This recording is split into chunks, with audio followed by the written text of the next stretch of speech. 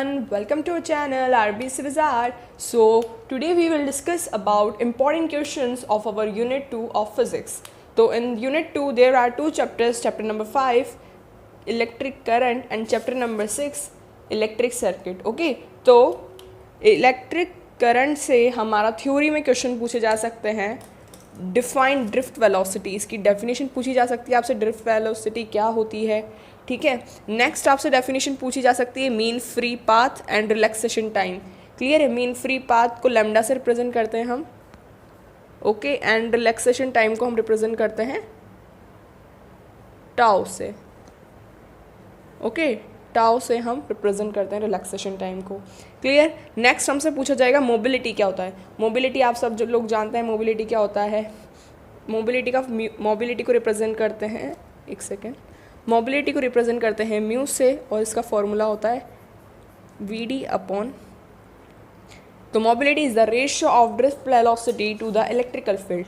Clear. तो आपसे mobility की डेफिनेशन पूछ सकते हैं. नेक्स्ट आपसे पूछ सकते हैं करंट डेंसिटी. करंट डेंसिटी होती क्या है. तो करंट डेंसिटी को रिप्रेजेंट करते हैं हम जे से, और इसका फॉर्मूला होता है I by A. Amount of current passing from a cross sectional area. Clear. Next हमसे पूछेगा Ohm's law and its verification. Ohm's law पूछ सकता है और उसकी वेरिफिकेशन पूछ सकता है 12th क्लास वाली. क्लियर. नेक्स्ट पूछ सकता है वो फैक्टर अफेक्टिंग रेजिस्टेंस. इंपॉर्टेंट है, याद रखना, factor affecting resistance. Clear. Next 1 second, आप इसका स्क्रीनशॉट लेते जाओ साथ साथ, ताकि आपको थोड़ा सा इजी वे में सब पता चल जाए, ठीक है. इनको लिखा रहने देते हैं. फिर नेक्स्ट हम आ जाएंगे कंडक्टेंस पूछेंगे वो आपसे. व्हाट इज़ कंडक्टेंस, इसकी यूनिट क्या हो सकती है. या फिर वो पूछ सकता है आपसे रेजिस्टिविटी क्या होती है, इसकी यूनिट क्या होती है. सुपर कंडक्टर की डेफिनेशन पूछ सकता है. What is super conductor. Super conductor are those conductor which have zero resistance at critical temperature. फिर पूछ सकता है वो आपसे क्रिटिकल टेम्परेचर क्या होता है. तो ये सब सुपर कंडक्टर के अंदर आप सबको पढ़ना है, ठीक है. नेक्स्ट पूछ सकता है वो ohmic and non ohmic device क्या होता है, इन दोनों के बीच में डिफरेंस पूछ सकता है वो आपसे.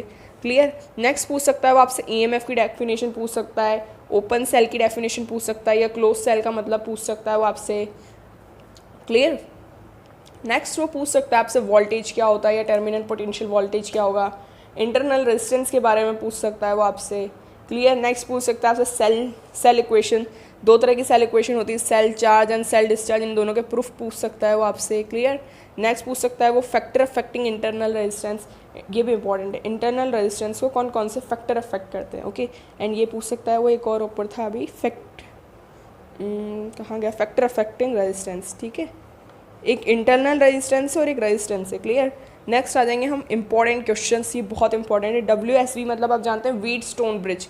व्हीटस्टोन ब्रिज में क्या क्या पूछ सकता है आपसे. इसकी वर्किंग पूछ सकता है, इसका मैकेनिज्म, इसका प्रिंसिपल, वो सब चीज़ें आपको लिखना है. इसका मैथमेटिकल एक्सप्रेशन, इसका यूज़ क्या है, ठीक है. मीटर ब्रिज पूछ सकता है, मीटर ब्रिज का यूज़ क्या है, ये किस प्रिंसिपल पे वर्क करता है. तो आपको पता होगा दोनों ज़ीरो डिफ्लेक्शन मेथड पे वर्क करते हैं. और मीटर ब्रिज क्या काम आता है. It is use to calculate unknown resistance in terms of length. Clear है. आपसे ये पूछ सकता है वो. नेक्स्ट पूछ सकता है वो किरचॉफ लॉ पूछ सकता है. उसमें KCL KVL दो होते हैं, Kirchhoff current law and Kirchhoff voltage law. तो ये दोनों भी आपको क्लियर होने चाहिए. क्लियर है आपको इतना सब, ओके. तो ये सब थ्योरी में पूछ सकता है. और इंपॉर्टेंट में इनके मैथमेटिकल एक्सप्रेशन पूछ सकता है वो, इनकी वर्किंग पूछ सकता है, ठीक है. नेक्स्ट आ जाते हैं हम डेरिवेशन पार्ट पे. 1 सेकेंड. नेक्स्ट आ जाते हैं हम डेरिवेशन पार्ट पे. डेरिवेशंस, ठीक है. तो डेरिवेशंस में क्या पूछ सकता है वो. Derive the formula of drift velocity when free electrons moving in a conductor. क्या पूछ सकता है वो. ड्रिफ्ट वेलोसिटी का फॉर्मूला पूछ सकता है वो, ठीक है. ड्रिफ्ट वेलोसिटी का फॉर्मूला पूछ सकता है when electrons are moving in conductor. Clear. Next पूछ सकता है वो आई के बीच में रिलेशन, ए के बीच में, एल के बीच में. तो आप जानते हैं if a current flowing in I equal to any A V D answer आता है इसका. आपको पता हो तो, ठीक है. इसका आंसर ये आता है. तो क्या है ये. If current flow in a conducting wire, किसके अंदर करंट फ्लो हो रहा है, कंडक्टिंग वायर के अंदर. And wire having cross sectional area A, उसका वायर का क्रॉस सेक्शनल एरिया क्या है A. And having length L, उसकी लेंथ भी क्या है L. So in the presence of external electrical field find the relation between I and V D. किसके बीच में, करंट और ड्रिफ्ट वेलोसिटी के बीच में रिलेशन. तो क्या होता है इसके बीच में, I equal to N A V D. सबसे इंपॉर्टेंट है ये, ठीक है. नेक्स्ट पूछ सकता है वो derive the relation between current density J and drift velocity V D. किसके बीच में पूछ सकता है वो, जे और वी डी के बीच में रिलेशन पूछ सकता है, ठीक है। नेक्स्ट पूछ सकता है वो derive the relation between I and relaxation time tau. तो सबसे पहले क्या करना पड़ेगा आपको, ड्रिफ्ट वेलोसिटी का फॉर्मूला लिखना है, ड्रिफ्ट वेलोसिटी डिराइव करनी है। फिर उसके बाद अगर आप नीचे वाला करोगे तो उसके लिए क्या करना है, पहले आपको आई करना है। अब जे और वी डी में रिलेशन निकालना बहुत ईजी है। क्या करोगे आप, ए को डायरेक्ट इसके अपॉन में ले लोगे तो आई बाई ए क्या होता है, जे होता है, ठीक है। तो क्या डायरेक्ट यहाँ जे आ जाएगा और एन ई वी डी आपका रिलेशन आ जाएगा। तो उसके लिए ये बहुत छोटा डेरिवेशन होगा। अगर ये ज़्यादा मार्क्स में आया तो आपको सबसे पहले किसका डेरिवेशन करना है, सबसे पहले आपको ये सेकंड वाला डेरिवेशन परफॉर्म करना है, उसके बाद ये वाला डेरिवेशन करना है, क्लियर। नेक्स्ट पूछेगा वो derive the relation between I and relaxation time. Relaxation time और आई के बीच में वो रिलेशन पूछ सकता है आपसे, ठीक है। रिलेशन मतलब डिराइव करना, उसका पूरा डेरिवेशन करना। नेक्स्ट पूछ सकता है वो derive relation between I and mobility mu. किसके बीच में, मोबिलिटी के बीच में और करंट के बीच में आपसे रिलेशन पूछ सकता है वो, क्लियर। नेक्स्ट चलते हैं आगे। पूछ सकता है वो derive the relation between current density J and electrical field E, ठीक है। एक तो ये पूछ सकता है, नेक्स्ट इसकी दूसरी लैंग्वेज में पूछ सकता है वो derive the relation between current density J and conductivity और स्पेसिफिक रेजिस्टेंस, इसके बीच में। तो इसका फॉर्मूला क्या होता है, जे बिकम सिग्मा ई, क्लियर। तो उसको ढंग से प्रिपेयर करना। और एक और लैंग्वेज में पूछ सकता है वो derive the alternative formula for Ohm's law. किसके लिए, alternative formula of Ohm's law, clear. Next आता है न्यूमेरिकल पोर्शन। न्यूमेरिकल पोर्शन में ध्यान रखना relation between resistance and temperature. Resistance में कौन सा वाला, टेम्परेचर के न्यूमेरिकल्स पूछ सकता है वो तुम्हें इन सारे रिलेशन से, ठीक है। इनको अच्छे से प्रिपेयर करना। इसमें देख लो आर नॉट क्या होता है, resistance at 0 degree Celsius. R T क्या होता है, resistance at T degree Celsius, ठीक है। आर टी 1 टी 2 क्या होता है, resistance at final temperature. And R T 1 होता है resistance and initial temperature, clear. Alpha को क्या बोलेंगे हम, ये जो अल्फा इसको बोलेंगे coefficient of temperature resistance, clear. Next आपसे न्यूमेरिकल्स पूछ सकते हैं वो WSB से न्यूमेरिकल आ सकता है, MB से आता है, metre bridge, Wheatstone bridge, KCL Kirchhoff current law and Kirchhoff voltage law से आ सकता है, कॉम्बिनेशन ऑफ सेल्स अब जानते हैं पैरेलल और सीरीज में से आ सकता है, और इससे ग्राफ आ सकते हैं। ग्राफ का क्या करेंगे, ग्राफ में आपको बता देती हूँ, एक सेकेंड। ग्राफ्स कौन कौन से हैं आपके, वेट, या तो आप सबको ये वाले ग्राफ्स प्रिपेयर करने ढंग से, ठीक है। ये ग्राफ्स मैं दिखा देती हूँ आपको, देखो ये रहा variation between resistivity and temperature. Conductor के लिए ये वाला ग्राफ बनेगा, अलॉय के लिए ये वाला बनेगा, एंड सेमी कंडक्टर के लिए ये वाला बनेगा, क्लियर। नेक्स्ट सेल के लिए देख लो between V and I and I and R। इस चैप्टर से ये ग्राफ्स हैं, क्लियर। देख लो एक बार इनको आराम से, ओके। अब इसको ऊपर वाला दिखा देती हूँ मैं, ये वाला, ठीक है। ये सारे ग्राफ्स इस DC चैप्टर के, तो इनको अच्छे से प्रिपेयर करना, क्लियर, ओके। आगे बढ़ते हैं, ग्राफ्स हो गए आपके। अब नेक्स्ट आ जाते हैं हम AC चैप्टर पर, अल्टरनेटिव करंट वाले चैप्टर पे। देखो भाई इसमें मेन क्या है, इस चैप्टर में मेन आएंगे न्यूमेरिकल। सबसे पहला ये किसको प्रायोरिटी देंगे, न्यूमेरिकल को। अगर ये उसके बाद प्रायोरिटी देंगे तो वो देंगे फेज डायग्राम को। अगर उसके बाद किसी चीज़ को प्रायोरिटी देंगे तो वो देंगे डेरिवेशन को, और सबसे लास्ट में देंगे थ्योरी को। तो थ्योरी के कुछ ही टॉपिक्स हैं जो आपसे 1 या 2 नंबर में पूछ सकते हैं। उसके बाद फर्स्ट में तो आपसे पूछ लेंगे किसी क्वेश्चन है, ये क्वेश्चन है, इसका जो फर्स्ट पार्ट है उसमें तो आपसे कोई थ्योरी का क्वेश्चन पूछ लेंगे, और सेकंड पार्ट में वो न्यूमेरिकल करवा लेंगे, ठीक है। ऐसा कुछ आ सकता है। तो ये 1-1 नंबर की सारी डेफिनेशन से इनको अच्छे से प्रिपेयर करना। देख लो पहले define alternative current. Alternative current क्या होता है।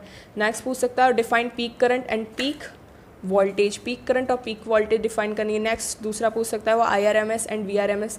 IRMS क्या होता है, root mean square current, and VRMS क्या होता है, root mean square voltage, clear. Instantaneous current क्या होता है एंड इंस्टेंटेनियस वोल्टेज क्या होती है, ठीक है। इंस्टेंटेनियस वोल्टेज, और इनको कैसे लिखते हैं हम, I0 से लिखते हैं, एंड V वोल्टेज को कैसे लिखते हैं, V0 से, क्लियर। नेक्स्ट पूछ सकता है वो average current and average voltage. Average current और एवरेज वोल्टेज क्या होता है, तो IAVG जानते होंगे आप, एंड VAVG जानते होंगे, क्लियर। नेक्स्ट पूछ सकता है वो आपसे इम्पिडेंस क्या होती है, ठीक है। What is impedance, what is reactance, what is admittance, ये सब आपको अच्छे से प्रिपेयर करना है, ठीक है। नेक्स्ट इंपॉर्टेंट क्वेश्चन आ सकता है define Q factor. Q factor क्या होता है, क्यू फैक्टर का पूरा नाम होता है क्वालिटी फैक्टर क्या होता है, क्लियर। नेक्स्ट पूछ सकता है what is bandwidth and resonant frequency. Resonant frequency पूछ सकता है, और बैंडविड्थ पूछ सकता है, ठीक है। पूछ सकता है डिफाइन पावर पूछ सकता है, एंड डिफाइन वॉटलेस करंट। ये सबसे इंपॉर्टेंट है, वॉटलेस करंट, इसको अच्छे से प्रिपेयर करना। बाकी ये सब एक एक मार्क्स में आपसे पूछ सकता है, वो थ्योरी के अंदर। तो थ्योरी को इतना वेटेज नहीं दिया है इस चैप्टर में, फिर भी आप ये सारे एक एक नंबर के याद कर सकते हैं थ्योरी के क्वेश्चंस। नेक्स्ट आ जाते हैं हम डेरिवेशन पोर्शंस पे। डेरिवेशंस क्या पूछ सकता है वो, देखो इस चैप्टर की क्या कर रखे हैं मैंने, शॉर्ट नोट्स बना रखे हैं, दिख रहे हैं आपको। अल्टरनेटिव करंट, इसके सारे root mean square current, IRMS, instantaneous, average current, ये सब मैंने इसके शॉर्ट नोट्स बना रखे हैं। इम्पिडेंस लिख रखा है, एडमिनिस्टेंस क्या होती है, रिएक्टेंस क्या होती है, ससेप्टेंस क्या होती है, only R, only C, only L के लिए मतलब इनके डेरिवेशंस कहाँ से स्टार्ट करने होते हैं, इनके लिए formula of starting of phase angle, इनके लिए फेज़ एंगल के लिए सबसे अपन को अगर आगे का ऊपर का याद रहता है तो हम नीचे का भी निकाल ही लेते हैं इजीली, ठीक है। तो मैंने इसमें पूरे चैप्टर का 4 पेजों में मैंने ये पूरा चैप्टर लिखने की कोशिश करी है। मेरे लिए मैंने मेरे टाइम पे लिखा था, तो ये मेरे पास अभी तक है, मैंने इनको संभाल के रख रखे हैं, आप देख लो एक बार। अगर ये आपके, ये मैंने wattless current, band width, resonant frequency, सब चीज़ें लिखी हैं इसमें, ठीक है। नेक्स्ट इनमें मैंने सर्किट बना रखे हैं, इसका सर्किट डायग्राम, इसका ग्राफ, इसका फेज़र, इसकी करंट इक्वेशन, इसकी वोल्टेज इक्वेशन लिखी, इसका फेज़ एंगल लिखा है, पावर फैक्टर लिखा है, सब चीज़ें मैंने इसमें लिखी है। इसका ग्राफ हो गया, ठीक है, ये सब मैंने बनाने की कोशिश करी है। इसके एक पेज के अंदर मैंने सब कुछ लिखने की कोशिश करी है। इन कुछ पेजों के अंदर, 4 पेजों के अंदर मैंने ये पूरा ख़त्म कर दिया चैप्टर, आप देख सकते हो। सर्किट 3 ले लिया हमने, ओनली L ले लिया, इसका सर्किट डायग्राम, इसका ग्राफ, इसका फेज़र, सारी करंट इक्वेशन, वोल्टेज इक्वेशन इसका, ठीक है। नेक्स्ट मैंने RLC का भी बनाया था, ठीक है। RL का क्या था, हाँ ये रहा, देखो RL का सारा फेज़र वगैरह सब, इसकी फेज़ एंगल, इसके रिजल्टेंट, इसकी इम्पिडेंस, सब मैंने लिखी है इसमें। तो इससे क्या होगा, इसका आपका चैप्टर फटाफट रिवाइज हो जाएगा इन सब से, देख रहे हो। ये देखो पूरा LCR एक पेज में, जो आपका LCR सर्किट है वो सारा मैंने एक पेज में लिखने की कोशिश करी है। तो इससे आप अपने प्रिपरेशन को बहुत अच्छी बना सकते हो AC चैप्टर के लिए, ठीक है। तो आई होप ये नोट्स आपके काम आएंगे। ज़्यादा पेज नहीं, ये 1 2 3 4 पेज हैं, जिसमें से भी आधे आधे तो मैंने छोड़ रखे हैं इन पेजों को बीच बीच में से, देख रहे हो। ये पूरा पेज खाली है इधर का, यहाँ थोड़ा सा लिखा हुआ है, ये वाला पीछे से बिल्कुल खाली है। तो मतलब बहुत सिंप्लीफाई करके मैंने इनको मेहनत करके बनाए थे मेरे टाइम पे, ठीक है। तो चलो अब डेरिवेशंस की तरफ बढ़ते हैं, ठीक है। डेरिवेशंस के आप फर्स्ट डेरिवेशन पूछ सकता है आपसे, रिलेशन बिटवीन पीक करंट को कैसे लिखते हैं, I0 से, and root mean square current को लिखते हैं IRMS से, इन दोनों के बीच में इन दोनों के बीच में रिलेशन, ठीक है। नेक्स्ट पूछ सकता है वो एवरेज करंट के बीच में, I एवरेज के बीच में, एंड पीक करंट के बीच में, क्लियर। नेक्स्ट पूछ सकता है आपको ओनली आर की वो करंट इक्वेशन डिराइव करनी है, वो पूछ सकता है define only R circuit, draw it's graph, draw it's phasor diagram, draw it's circuit, and also right its current equation, ठीक है। ये सब चीज़ें पूछ सकता है। तो करंट इक्वेशन इसकी ये वाली आएगी, I = I0 sin ω t, clear. Next वो 4th क्वेश्चन पूछ सकता है आपसे, ओनली सी का करंट इक्वेशन पूछ सकता है, और वो सब उसके फेजर, सर्किट और ग्राफ वगैरह पूछ सकता है। ओनली एल की करंट इक्वेशन, ओनली सी की होती है I = I0 sin ω t + π/2। इसकी क्या होती है, I = I0 sin ω t - π/2। ये π/2 क्या करता है, ये लैग करता है π/2 को, ठीक है। और ये π/2 को क्या करता है, गेन करता है। ये लैग छोड़ता है और इतना ये आगे बढ़ता है, ये जितना आगे बढ़ता है ये वाला उतना पीछे बढ़ता है, क्लियर। नेक्स्ट आ जाते हैं हम किसके, डेरिवेशन नंबर 6 पे। डेरिवेशन 6 है इसका derivation of power of AC। किसका डेरिवेशन, पावर का, काफ़ी इंपॉर्टेंट है और काफ़ी थोड़ा सा डिफिकल्ट भी है, तो उसको अच्छे से प्रिपेयर करें। नेक्स्ट आ जाएगा RL, RC और LCR की क्या क्या, इन तीनों सर्किट का क्या डिराइव करना है आपको, इम्पिडेंस बनानी है, रिजल्टेंट बनाना है, वोल्टेज बनाना है, लाइन डायग्राम बनाना है, ठीक है। लाइन डायग्राम बनाओ, वेक्टर डायग्राम बनाओ, ये सब बनाना है इन तीनों चीज़ों के। एंड जो आपका LCR सर्किट था, ये जो आपका LCR सर्किट हो जाता है, इसमें आपको क्या क्या करना है, इसमें आपको एक तो ये चीज़ डिराइव करनी है, फेज़र बनाना है। इसका LCR को मैं दिखा देती हूँ आपको, RLC सर्किट, ठीक है। इसको LCR भी बोल सकते हैं, RLC भी बोल सकते हैं। तो इसमें 3 केस बनेंगे। एक में क्या होगा, XL बड़ा होगा XC से, इसका मतलब क्या होगा, VL बड़ा होगा, मतलब जितना ज़्यादा वो होगा इसकी, जितना ज़्यादा इसमें इंडक्टिव रिएक्टेंस बढ़ेगा, उतना ज़्यादा इसका कैपेसिटिव रिएक्टेंस, उतना कम कैपेसिटिव। मतलब इसमें क्या होगा, इंडक्टिव रिएक्टेंस, L का मतलब क्या होता है, इंडक्टेंस, इंडक्टर, ठीक है। तो इंडक्टिव रिएक्टेंस ज़्यादा होगा फर्स्ट केस में और कैपेसिटिव रिएक्टेंस कम होगा, ठीक है। तो क्या होगा, इंडक्टिव रिएक्टेंस की तरफ इसका रिजल्टेंट निकलेगा, क्लियर। तो इसके लिए क्या बनाना है आपको, IRMS और I0 वगैरह निकालना है, फिर इसकी रिजल्टेंट वोल्टेज वगैरह निकालनी है। नेक्स्ट इसका थर्ड केस है, जब क्या है, XC बड़ा है, मतलब कैपेसिटिव रिएक्टेंस बड़ा है, इंडक्टिव रिएक्टेंस है, ठीक है। तो इसका इसका वेक्टर रिजल्टेंट वोल्टेज निकलेगा XC की तरफ, ठीक है, क्लियर। तो इसका भी resultant voltage, impedance, angle, IRMS वगैरह निकालना है आपको। नेक्स्ट थर्ड के इसमें क्या होगा, XL इक्वल टू XC हो जाएगा and BL equal to VC, तो इसका क्या रिजल्टेंट कहाँ आ जाएगा, बीच में आ जाएगा। इसकी current equation end voltage impedance सब निकालनी। तो RLC के लिए मैंने इसमें नहीं लिखा है, आप इसमें से ये जो मैंने नोट्स बताए इनमें से देख लेना।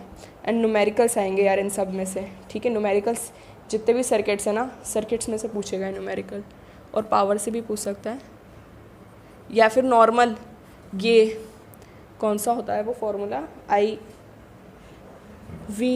VRMS equal to V0 upon √2 से पूछ सकता है, या फिर IRMS equal to I0 upon √2 से पूछ सकता है। ऐसे इजी न्यूमेरिकल्स आएंगे, और या फिर डायरेक्ट इनकी XL XC की वैल्यू रख के डायरेक्ट आंसर निकालना आ सकता है।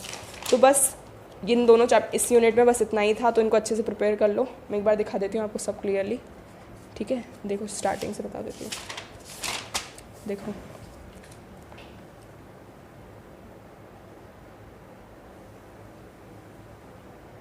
ओके, आगे बढ़ते हैं।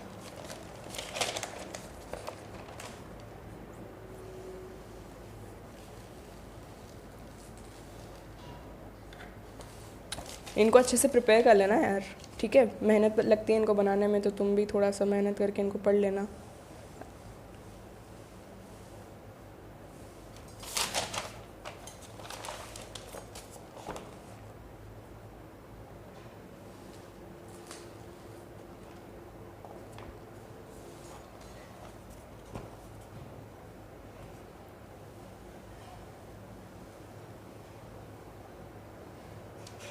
ओके, सो यार अच्छे से प्रिपेयर करना, और अपनी फैमिली मेम्बर्स का ख्याल रखना यार, अपने घर में ग्रैंड पेरेंट्स हो तुम सबका, ठीक है। और अपनी प्रिपरेशन अच्छे से करना, ओके। All the best.